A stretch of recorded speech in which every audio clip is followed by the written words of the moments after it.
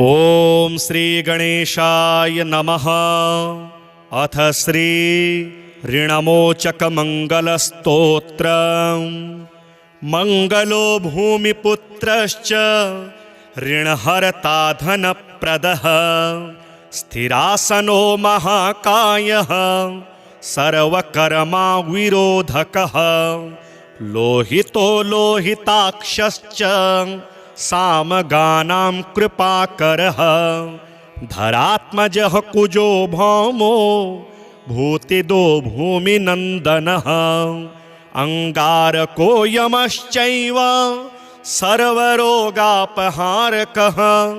वृष्टिः कर्तापहर्ता च सर्वकामफलप्रदः एतानि कुजनामानि नित्यं यः श्रद्धया पठेत् ऋणं न जायते तस्य धनं शीघ्रमवाप्नुयात्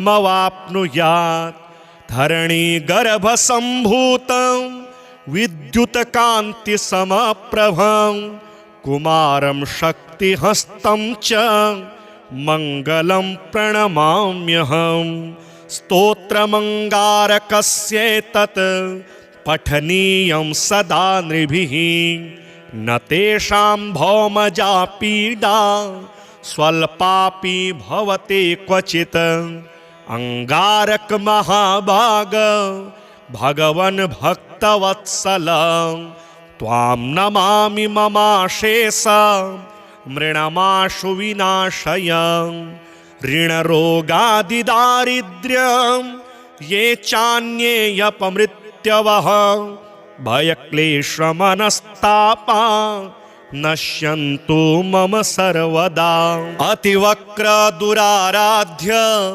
भोगमुक्तजितात्मनः तुष्टो ददासि साम्राज्यं रुष्टो हरसि तत्क्षणात् विरिञ्चि शक्रविष्णूनां मनुष्याणां तु का कथा तेन त्वं सर्वसत्त्वेन ग्रहराजो महाबलः पुत्रान् देहि धनं देहि त्वामस्मि शरणं गतः ऋणदारिद्र्यदुःखेन शत्रूणां च भयात् ततः एभिर्द्वादशभिः श्लोकैर्यः स्तौति च धरासुतं महतीं श्रियमाप्नोति ह्यः परे धनदो युवा मंगलो भूमिपुत्रश्च ऋणहर्ता धनप्रदः स्थिरासनो महाकायः सर्वकर्मा विरोधकः लोहितो लोहिताक्षश्च सामगानां कृपाकरः धरात्मजः कुजो भौमो भूतिदो भूमिनन्दनः अंगारको यमश्चैव सर्वरोगापहारकः वृष्टिः कर्तापहर्ता च सर्वकामफलप्रदः एतानि कुजनामानि नित्यं यः श्रद्धया पठेत् ऋणं न जायते तस्य धनं शीघ्रमवाप्नुयात् धरणीगर्भसम्भूतं विद्युत्कान्तिसमप्रभं कुमारं शक्तिहस्तं च मङ्गलं प्रणमाम्यहम् स्तोत्रमङ्गारकस्येतत् पठनीयं सदा नृभिः न तेषां भौमजा पीडा स्वल्पापि भवते क्वचित् अंगारक महाभाग भगवन् भक्तवत्सल त्वां नमामि ममाशेष मृणमाशु विनाशय ऋणरोगादिदारिद्र्यं ये चान्येऽपमृत्यवः भयक्लेशमनस्तापा नश्यन्तु मम सर्वदा अतिवक्र दुराराध्य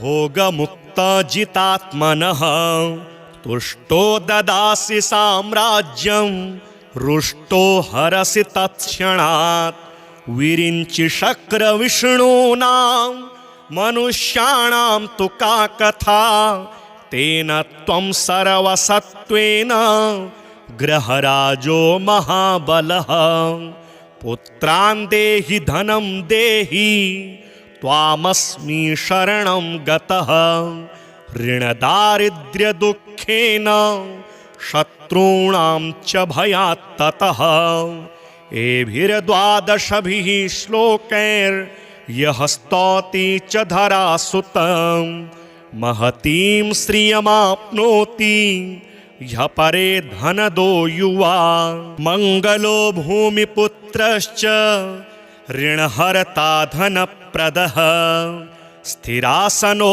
महाकायः सर्वकर्मा विरोधकः लोहितो लोहिताक्षश्च सामगानां कृपाकरः धरात्मजः कुजो भौमो भूतिदो भूमिनन्दनः अङ्गारको यमश्चैव सर्वरोगापहारकः वृष्टिः कर्तापहर्ता च सर्वकामफलप्रदः एतानि कुजनामानि नित्यं यः श्रद्धया पठेत् ऋणं न जायते तस्य धनं शीघ्रमवाप्नुयात्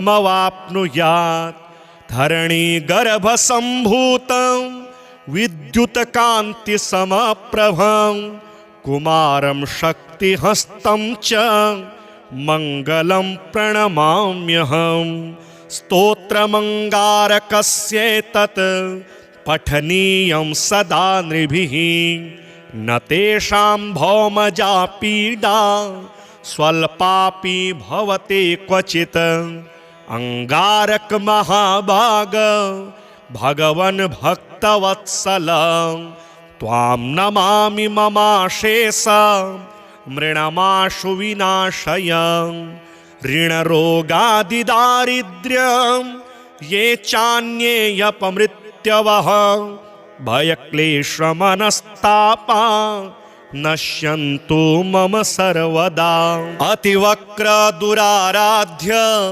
भोगमुक्तजितात्मनः तुष्टो ददासि साम्राज्यं रुष्टो हरसि तत्क्षणात् विरिञ्चि शक्रविष्णूनां मनुष्याणां तु का कथा तेन त्वं सर्वसत्त्वेन ग्रहराजो महाबलः पुत्रान् देहि धनं देहि त्वामस्मि शरणं गतः ऋणदारिद्र्यदुःखेन शत्रूणां च भयात् ततः एभिर्द्वादशभिः श्लोकैर्यः स्तौति च धरासुतं महतीं श्रियमाप्नोति ह्यः परे धनदो युवा मङ्गलो भूमिपुत्रश्च ऋणहर्ता धनप्रदः स्थिरासनो महाकायः सर्वकर्मा विरोधकः लोहितो लोहिताक्षश्च सामगानां कृपाकरः धरात्मजः कुजो भौमो भूतिदो भूमिनन्दनः अङ्गारको यमश्चैव सर्वरोगापहारकः वृष्टिः कर्तापहर्ता च सर्वकामफलप्रदः एतानि कुजनामानि नित्यं यः श्रद्धया पठेत् ऋणं न जायते तस्य धनं शीघ्रमवाप्नुयात् धरणीगर्भसम्भूतं विद्युत्कान्तिसमप्रभं कुमारं शक्तिहस्तं च मङ्गलं प्रणमाम्यहं स्तोत्रमङ्गारकस्येतत् पठनीयं सदा नृभिः न तेषां भौमजा पीडा स्वल्पापि भवते क्वचित् अङ्गारक महाभाग भगवन् भक्तवत्सल त्वां नमामि ममाशेषं मृणमाशु विनाशय ऋणरोगादिदारिद्र्यं ये चान्येऽपमृत्यवः भयक्लेशमनस्तापा नश्यन्तु मम सर्वदा। अतिवक्रदुराराध्य भोगमुक्तजितात्मनः तुष्टो ददासि साम्राज्यं रुष्टो हरसि तत्क्षणात् विरिञ्चि शक्रविष्णूनां मनुष्याणां तु का कथा तेन त्वं सर्वसत्त्वेन ग्रहराजो महाबलः। पुत्रान् देहि धनं देहि त्वामस्मि शरणं गतः ऋणदारिद्र्यदुःखेन शत्रूणां च भयात् ततः। एभिर्द्वादशभिः श्लोकैर्यः स्तौति च धरासुतं महतीं श्रियमाप्नोति ह्यः परे धनदो युवा। मङ्गलो भूमिपुत्रश्च ऋणहर्ता धनप्रदः स्थिरासनो महाकायः सर्वकर्मा विरोधकः लोहितो लोहिताक्षश्च सामगानां कृपाकरः धरात्मजः कुजो भौमो भूतिदो भूमिनन्दनः अंगारको यमश्चैव सर्वरोगापहारकः वृष्टिः कर्तापहर्ता च सर्वकामफलप्रदः। एतानि कुजनामानि नित्यं यः श्रद्धया पठेत् ऋणं न जायते तस्य धनं शीघ्रमवाप्नुयात्। धरणीगर्भसम्भूतं विद्युत्कान्तिसमप्रभं कुमारं शक्तिहस्तं च मङ्गलं प्रणमाम्यहम्। स्तोत्रमङ्गारकस्येतत् पठनीयं सदा नृभिः न तेषां भौमजा पीडा स्वल्पापि भवते क्वचित्। अंगारक महाभाग भगवन् भक्तवत्सल त्वां नमामि ममाशेषं मृणमाशु विनाशय ऋणरोगादिदारिद्र्यं ये चान्येऽपमृत्यवः भयक्लेशमनस्तापा नश्यन्तु मम सर्वदा।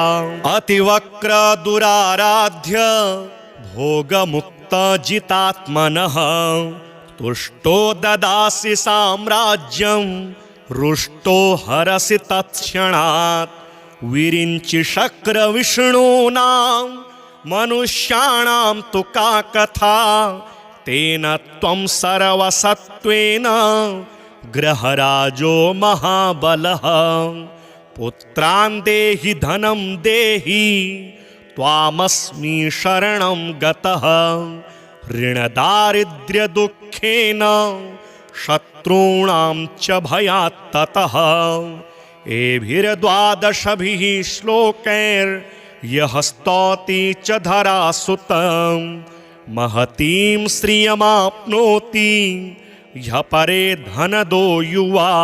मङ्गलो भूमिपुत्रश्च ऋणहर्ता धनप्रदः स्थिरासनो महाकायः सर्वकर्मा विरोधकः लोहितो लोहिताक्षश्च सामगानां कृपाकरः धरात्मजः कुजो भौमो भूतिदो भूमिनन्दनः अंगारको यमश्चैव सर्वरोगापहारकः वृष्टिः कर्तापहर्ता च सर्वकामफलप्रदः।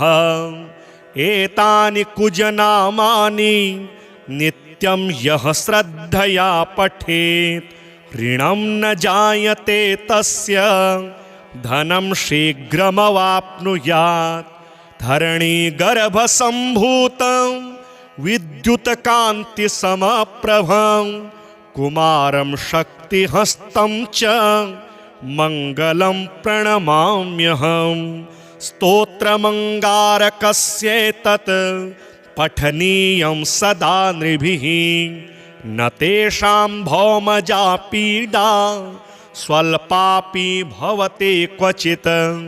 अंगारक महाभाग भगवन् भक्तवत्सल, त्वां नमामि ममाशेष मृणमाशु विनाशय।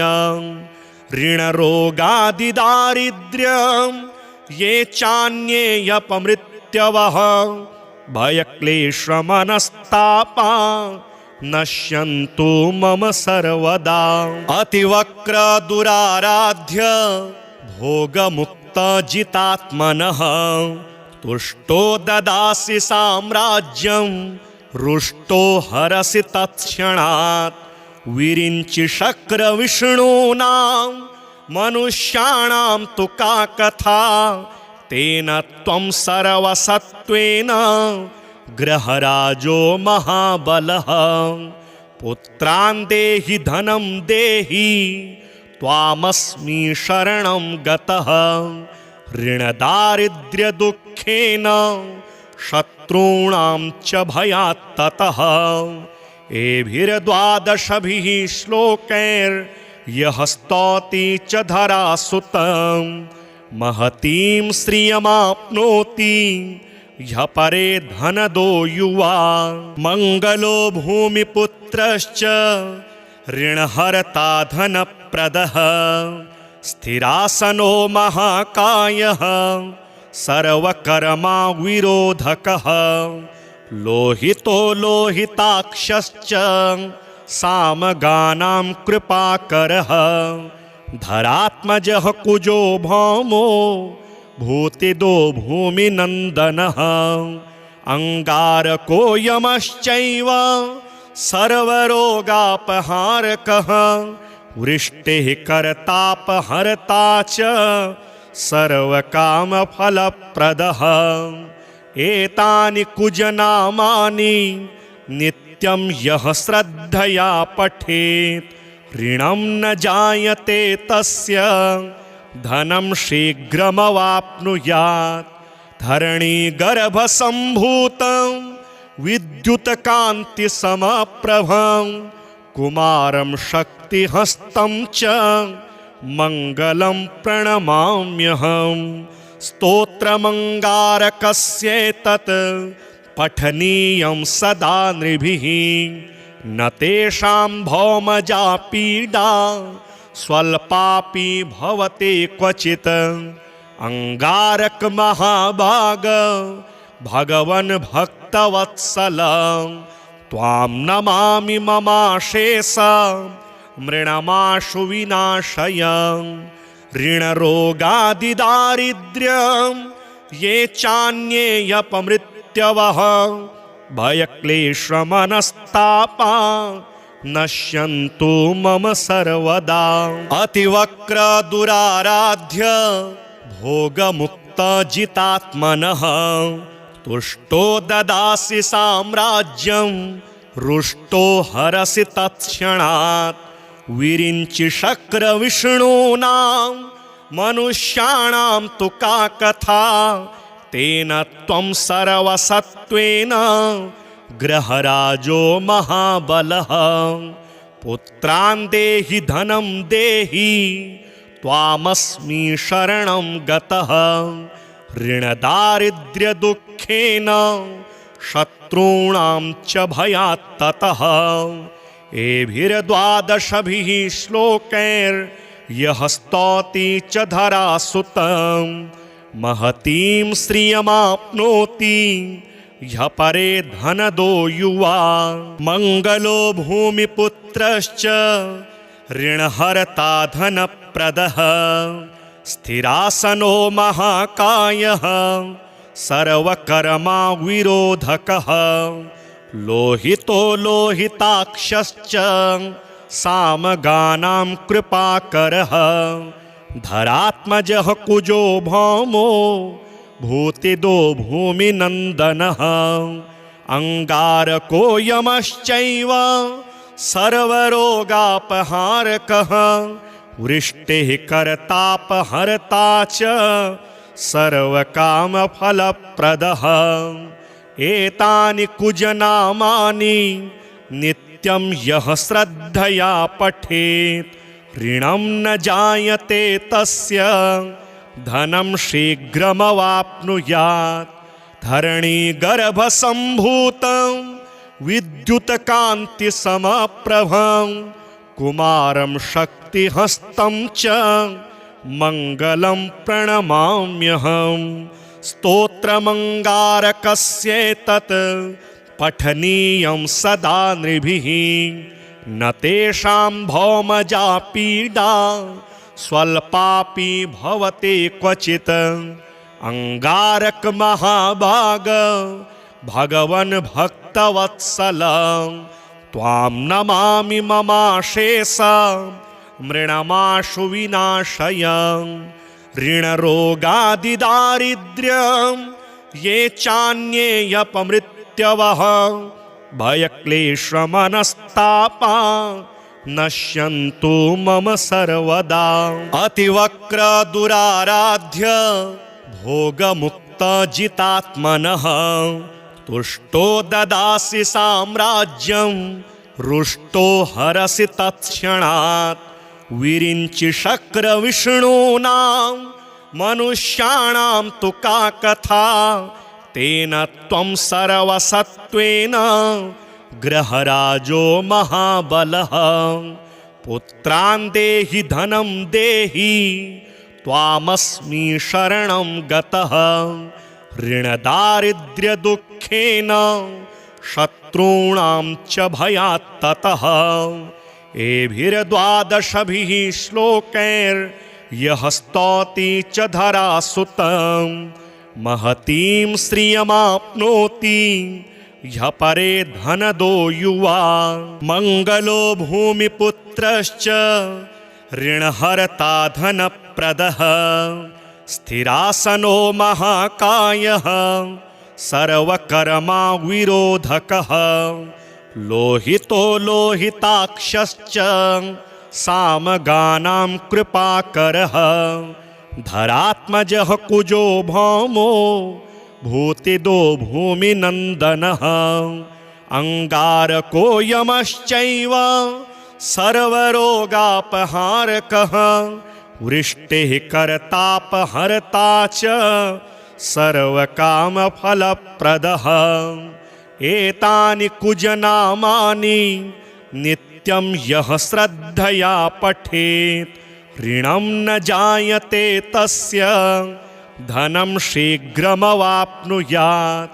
धरणीगर्भसम्भूतं विद्युत्कान्तिसमप्रभं कुमारं शक्तिहस्तं च मङ्गलं प्रणमाम्यहं स्तोत्रमङ्गारकस्येतत् पठनीयं सदा नृभिः न तेषां भौमजा पीडा स्वल्पापि भवते क्वचित् अंगारक महाभाग भगवन् भक्तवत्सल त्वां नमामि ममाशेष मृणमाशु विनाशय ऋणरोगादिदारिद्र्यं ये चान्येऽपमृत्यवः भयक्लेशमनस्तापा नश्यन्तु मम सर्वदा अतिवक्रदुराराध्य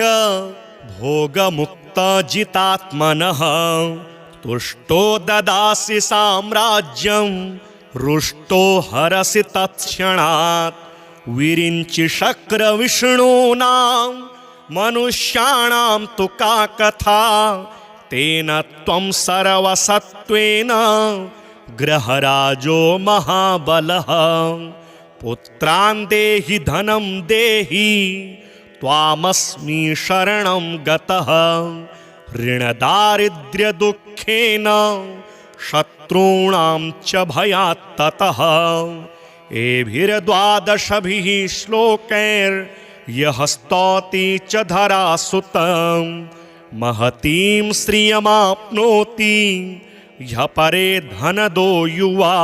मङ्गलो भूमिपुत्रश्च ऋणहर्ता धनप्रदः स्थिरासनो महाकायः सर्वकर्मा विरोधकः। लोहितो लोहिताक्षश्च सामगानां कृपाकरः धरात्मजः कुजो भौमो भूतिदो भूमिनन्दनः। अङ्गारको यमश्चैव सर्वरोगापहारकः वृष्टिः कर्तापहर्ता च सर्वकामफलप्रदः। एतानि कुजनामानि नित्यं यः श्रद्धया पठेत् ऋणं न जायते तस्य धनं शीघ्रमवाप्नुयात्। धरणीगर्भसम्भूतं विद्युत्कान्तिसमप्रभं कुमारं शक्तिहस्तं च मङ्गलं प्रणमाम्यहम्। स्तोत्रमङ्गारकस्येतत् पठनीयं सदा नृभिः न तेषां भौमजा पीडा स्वल्पापि भवते क्वचित्। अंगारक महाभाग भगवन् भक्तवत्सल त्वां नमामि ममाशेष मृणमाशु विनाशय। ऋणरोगादिदारिद्र्यं ये चान्येऽपमृत्यवः भयक्लेशमनस्तापा नश्यन्तु मम सर्वदा। अतिवक्र दुराराध्य भोगमुक्तजितात्मनः तुष्टो ददासि साम्राज्यं रुष्टो हरसि तत्क्षणात्। विरिञ्चि शक्रविष्णूनां मनुष्याणां तु का कथा तेन त्वं सर्वसत्त्वेन ग्रहराजो महाबलः। पुत्रान् देहि धनं देहि त्वामस्मि शरणं गतः।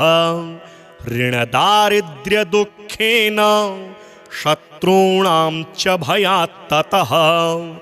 एभिर्द्वादशभिः श्लोकैर्यः स्तौति च धरासुतं महतीं श्रियमाप्नोति ह्यः परे धनदो युवा।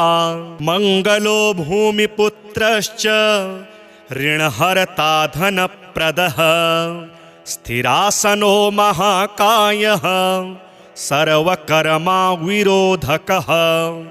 लोहितो लोहिताक्षश्च सामगानां कृपाकरः धरात्मजः कुजो भौमो भूतिदो भूमिनन्दनः। अंगारको यमश्चैव सर्वरोगापहारकः वृष्टिः कर्तापहर्ता च सर्वकामफलप्रदः। एतानि कुजनामानि नित्यं यः श्रद्धया पठेत् ऋणं न जायते तस्य धनं शीघ्रमवाप्नुयात्। धरणीगर्भसम्भूतं विद्युत्कान्तिसमप्रभं कुमारं शक्तिहस्तं च मङ्गलं प्रणमाम्यहम्। स्तोत्रमङ्गारकस्येतत् पठनीयं सदा नृभिः न तेषां भौमजा पीडा स्वल्पापि भवते क्वचित्। अंगारक महाभाग भगवन् भक्तवत्सल त्वां नमामि ममाशेष मृणमाशु विनाशय। ऋणरोगादिदारिद्र्यं ये चान्येऽपमृत्यवः भयक्लेशमनस्तापा नश्यन्तु मम सर्वदा। अतिवक्र दुराराध्य भोगमुक्तजितात्मनः तुष्टो ददासि साम्राज्यं रुष्टो हरसि तत्क्षणात्।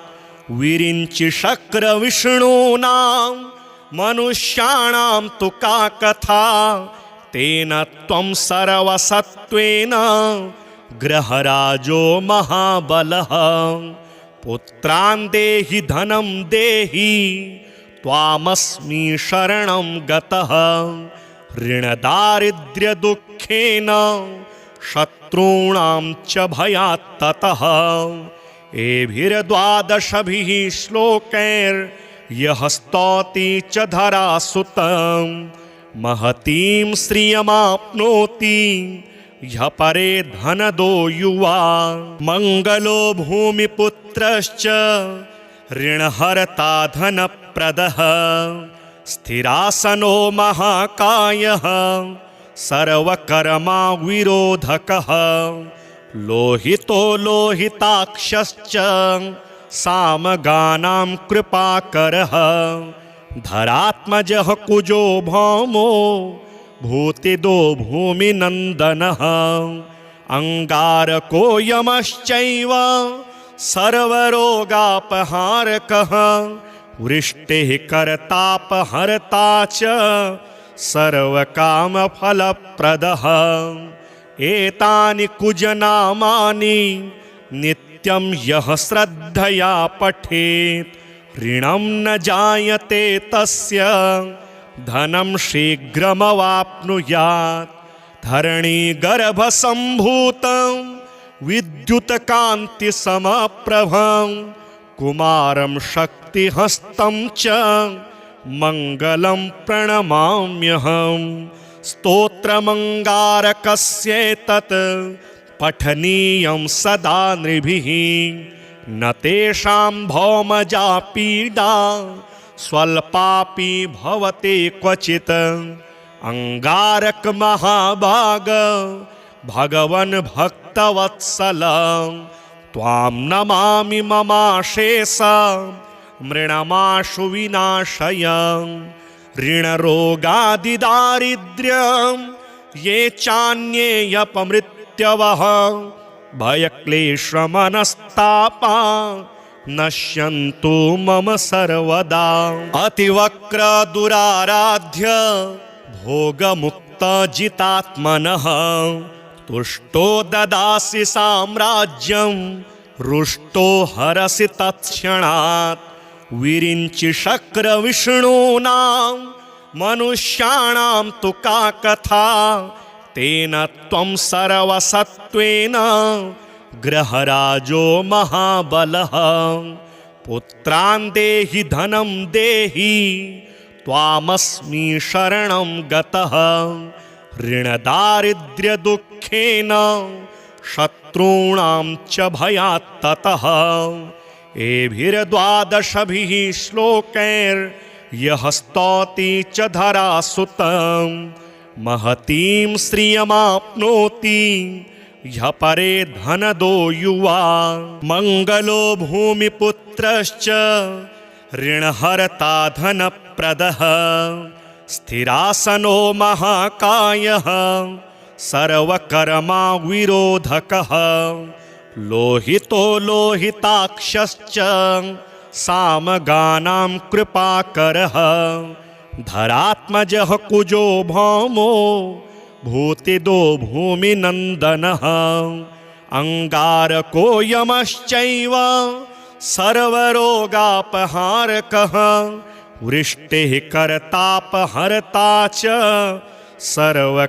सर्वकामफलप्रदः एतानि कुजनामानि नित्यं यः श्रद्धया पठेत् ऋणं न जायते तस्य धनं शीघ्रमवाप्नुयात्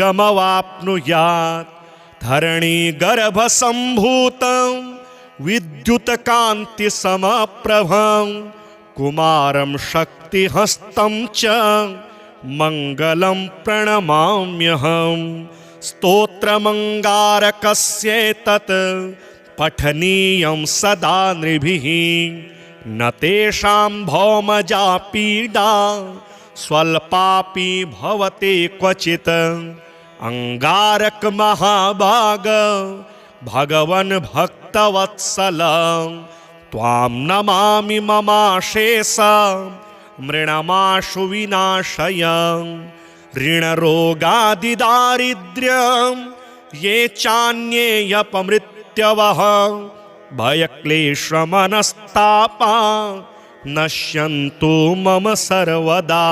अतिवक्रदुराराध्य भोगमुक्तजितात्मनः तुष्टो ददासि साम्राज्यं रुष्टो हरसि तत्क्षणात् विरिञ्चि शक्रविष्णूनां मनुष्याणां तु का कथा तेन त्वं सर्वसत्त्वेन ग्रहराजो महाबलः पुत्रान् देहि धनं देहि त्वामस्मि शरणं गतः ऋणदारिद्र्यदुःखेन शत्रूणां च भयात् ततः एभिर्द्वादशभिः श्लोकैर्यः स्तौति च धरासुतं महतीं श्रियमाप्नोति ह्यः परे धनदो युवा मङ्गलो भूमिपुत्रश्च ऋणहर्ता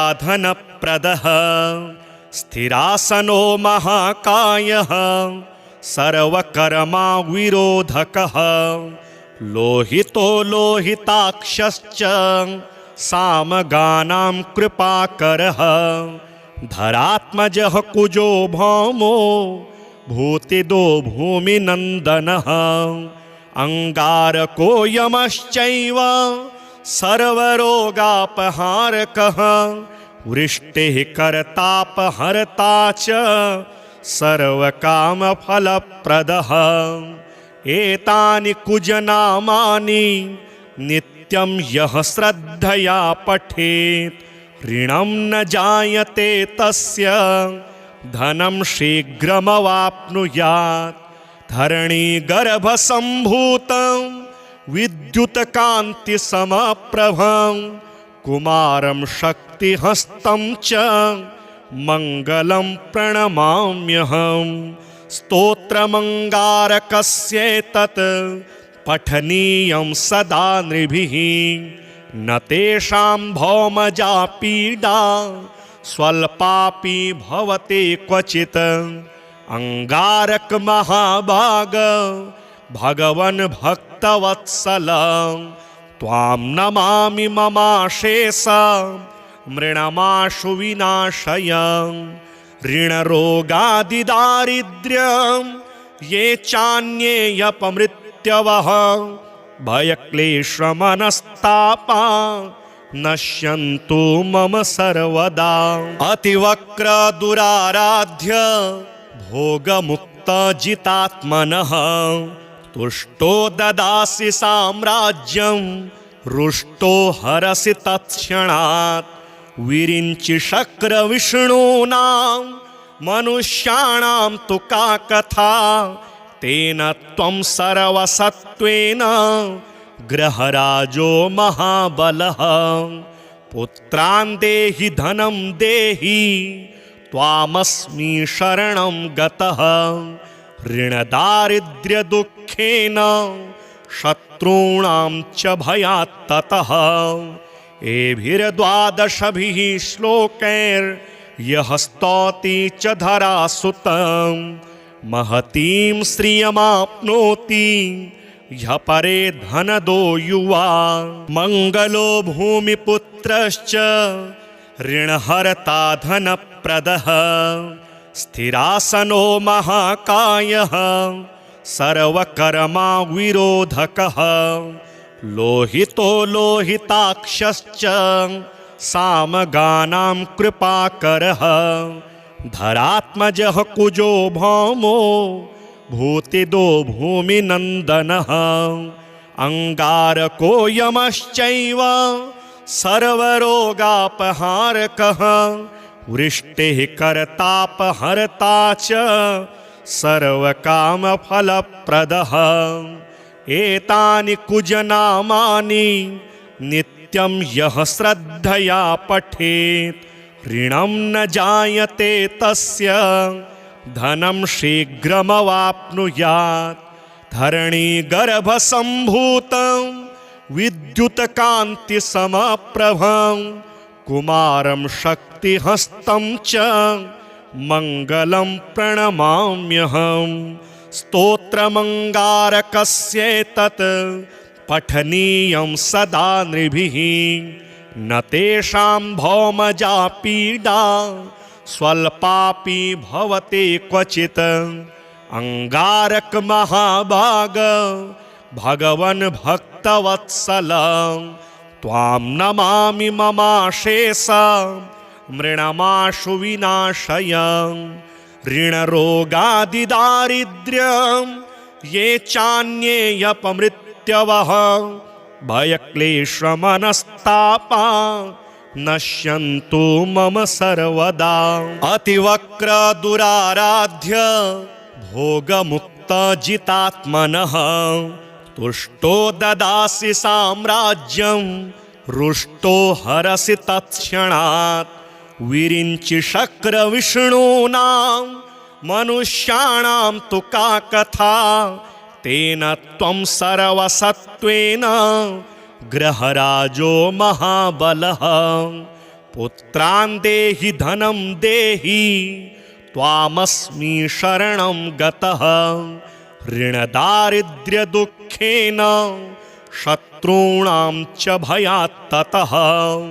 एभिर्द्वादशभिः श्लोकैर्यः स्तौति च धरासुतं, महतीं श्रियमाप्नोति ह्यः परे धनदो युवा। मङ्गलो भूमिपुत्रश्च ऋणहर्ता धनप्रदः, स्थिरासनो महाकायः सर्वकर्मा विरोधकः।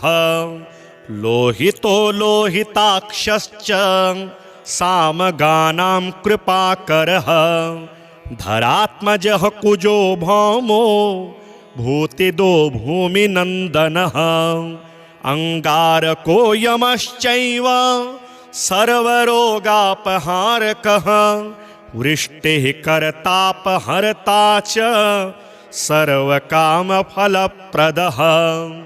एतानि कुजनामानि नित्यं यः श्रद्धया पठेत्, ऋणं न जायते तस्य धनं शीघ्रमवाप्नुयात्।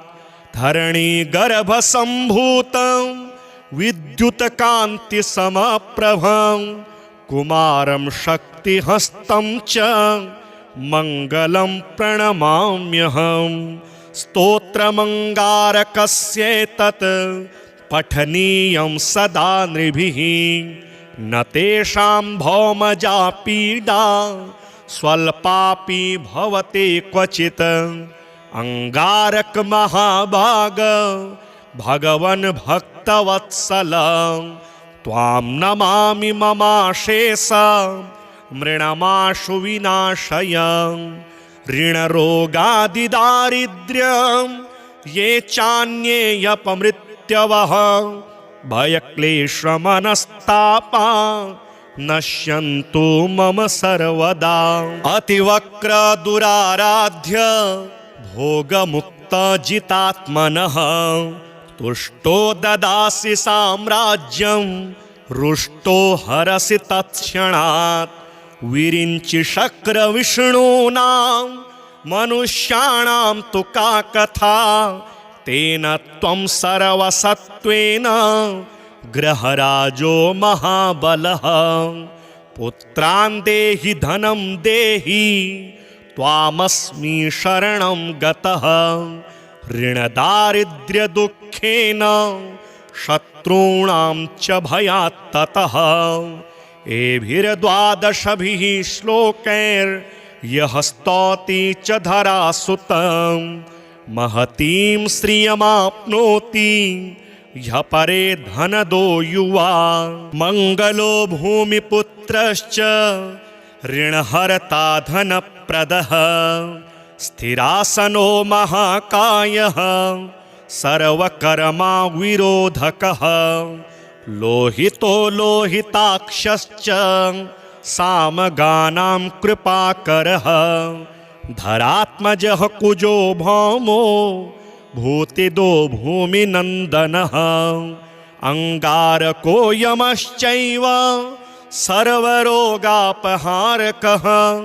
वृष्टिः कर्तापहर्ता च सर्वकामफलप्रदः एतानि कुजनामानि नित्यं यः श्रद्धया पठेत् ऋणं न जायते तस्य धनं शीघ्रमवाप्नुयात् धरणीगर्भसम्भूतं विद्युत्कान्तिसमप्रभं कुमारं शक्तिहस्तं च मङ्गलं प्रणमाम्यहं स्तोत्रमङ्गारकस्येतत् पठनीयं सदा नृभिः न तेषां भौमजा पीडा स्वल्पापि भवति क्वचित् अंगारक महाभाग भगवन् भक्तवत्सल त्वां नमामि ममाशेष मृणमाशु विनाशय ऋणरोगादिदारिद्र्यं ये चान्येऽपमृत्यवः भयक्लेशमनस्तापा नश्यन्तु मम सर्वदा अतिवक्रदुराराध्य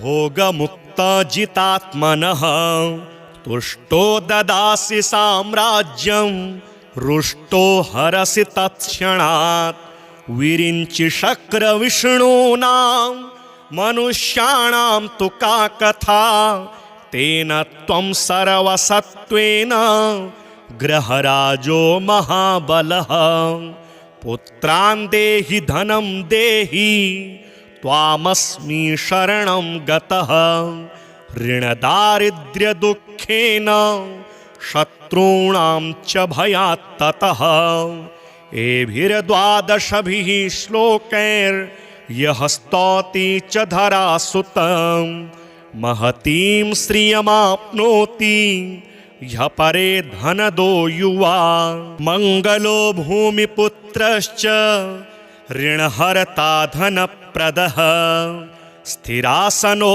महाकायः सर्वकर्मा विरोधकः लोहितो लोहिताक्षश्च सामगानां कृपाकरः धरात्मजः कुजो भौमो भूतिदो भूमिनन्दनः अंगारको यमश्चैव सर्वरोगापहारकः वृष्टिः कर्तापहर्ता च सर्वकामफलप्रदः एतानि कुजनामानि नित्यं यः श्रद्धया पठेत् ऋणं न जायते तस्य धनं शीघ्रमवाप्नुयात्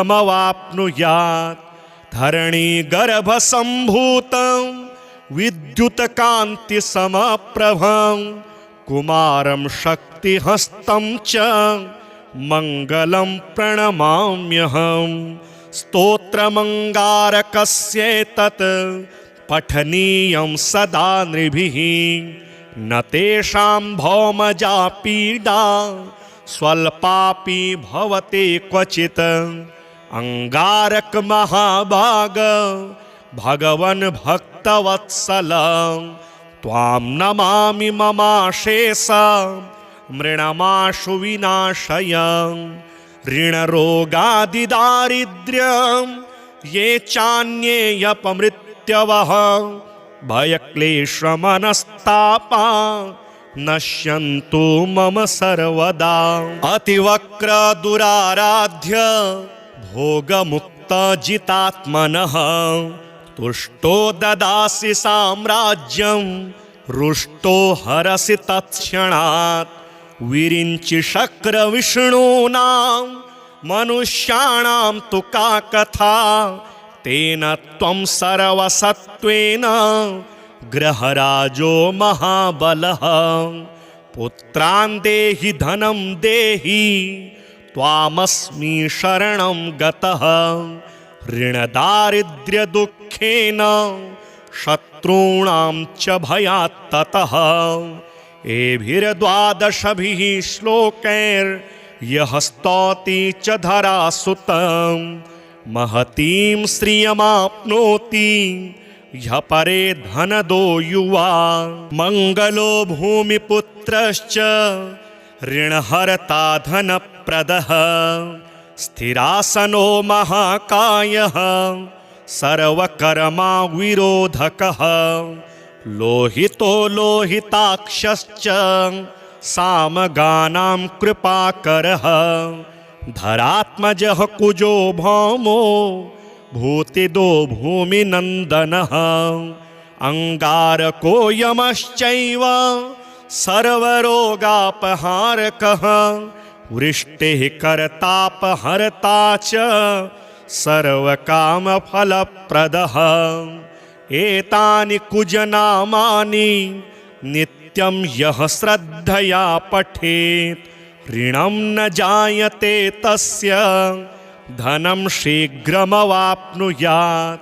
धरणीगर्भसम्भूतं विद्युत्कान्तिसमप्रभं कुमारं शक्तिहस्तं च मङ्गलं प्रणमाम्यहम् स्तोत्रमङ्गारकस्येतत् पठनीयं सदा नृभिः न तेषां भौमजा पीडा स्वल्पापि भवते क्वचित् अंगारक महाभाग भगवन् भक्तवत्सल त्वां नमामि ममाशेषा मृणमाशु विनाशय ऋणरोगादिदारिद्र्यं ये चान्येऽपमृत्यवः भयक्लेशमनस्तापा नश्यन्तु मम सर्वदा अतिवक्र दुराराध्य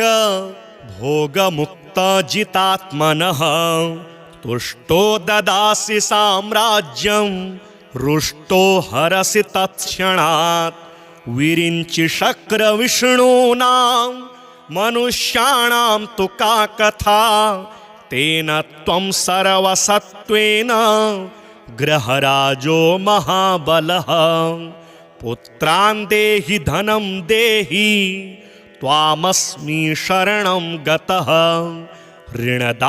ऋणदारिद्र्यदुःखेन शत्रूणां च भयात् ततः एभिर्द्वादशभिः श्लोकैर्यः स्तौति च धरासुतं महतीं श्रियमाप्नोति ह्यः परे धनदो युवा मंगलो भूमिपुत्रश्च ऋणहर्ता धनप्रदः स्थिरासनो महाकायः सर्वकर्मा विरोधकः लोहितो लोहिताक्षश्च सामगानां कृपाकरः धरात्मजः कुजो भौमो भूतिदो भूमिनन्दनः अंगारको यमश्चैव सर्वरोगापहारकः वृष्टिः कर्तापहर्ता च सर्वकामफलप्रदः एतानि कुजनामानि नित्यं यः श्रद्धया पठेत् ऋणं न जायते तस्य धनं शीघ्रमवाप्नुयात् धरणीगर्भसम्भूतं विद्युत्कान्तिसमप्रभं कुमारं शक्तिहस्तं च मङ्गलं प्रणमाम्यहम् स्तोत्रमङ्गारकस्येतत् पठनीयं सदा नृभिः न तेषां भौमजा पीडा स्वल्पापि भवते क्वचित् अंगारक महाभाग भगवन् भक्तवत्सल त्वां नमामि ममाशेषा मृणमाशु विनाशय ऋणरोगादिदारिद्र्यं ये चान्येऽपमृत्यवः भयक्लेशमनस्तापा नश्यन्तु मम सर्वदा अतिवक्र दुराराध्य भोगमुक्तजितात्मनः तुष्टो ददासि साम्राज्यं रुष्टो हरसि तत्क्षणात् विरिञ्चि शक्रविष्णूनां मनुष्याणां तु का कथा तेन त्वं सर्वसत्त्वेन ग्रहराजो महाबलः पुत्रान् देहि धनं देहि त्वामस्मि शरणं गतः ऋणदारिद्र्यदुःखेन शत्रूणां च भयात् ततः एभिर्द्वादशभिः श्लोकैर्यः स्तौति च धरासुतं महतीं श्रियमाप्नोति ह्यः परे धनदो युवा मङ्गलो भूमिपुत्रश्च ऋणहर्ता धनप्रदः स्थिरासनो महाकायः सर्वकर्मा विरोधकः लोहितो लोहिताक्षश्च सामगानां कृपाकरः धरात्मजः कुजो भौमो भूतिदो भूमिनन्दनः अङ्गारको यमश्चैव सर्वरोगापहारकः वृष्टिः कर्तापहर्ता च सर्वकामफलप्रदः एतानि कुजनामानि नित्यं यः श्रद्धया पठेत् ऋणं न जायते तस्य धनं शीघ्रमवाप्नुयात् धरणीगर्भसम्भूतं विद्युत्कान्तिसमप्रभं कुमारं शक्तिहस्तं च मङ्गलं प्रणमाम्यहं स्तोत्रमङ्गारकस्येतत् पठनीयं सदा नृभिः न तेषां भौमजा पीडा स्वल्पापि भवते क्वचित् अङ्गारक महाभाग भगवन् भक्तवत्सल त्वां नमामि ममाशेष मृणमाशु विनाशय ऋणरोगादिदारिद्र्यं ये चान्येऽपमृत्यवः भयक्लेशमनस्तापा नश्यन्तु मम सर्वदा अतिवक्रदुराराध्य